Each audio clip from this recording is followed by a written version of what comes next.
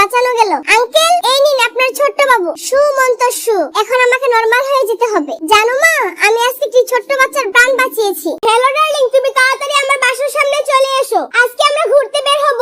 আমিও মায়ের মতো এখানে গোসল করব।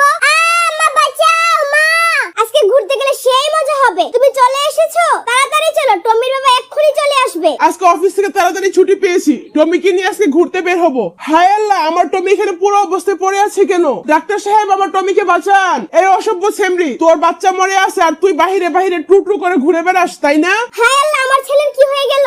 আহারে, অসতর্কতার কারণে আজ ছেলেটা মারা গেছে। আমাদের টমি আর কখনো ফিরে আসবে না। সিসি ক্যামেরায় দেখি তো কি হয়েছিল টমির সাথে। আচ্ছা, তুই তাহলে এই নাটের গুরু আর আমার সামনে বন্ডামি করিস, তাই না? এই নে, আজকে থেকে জেলের ভাত খা।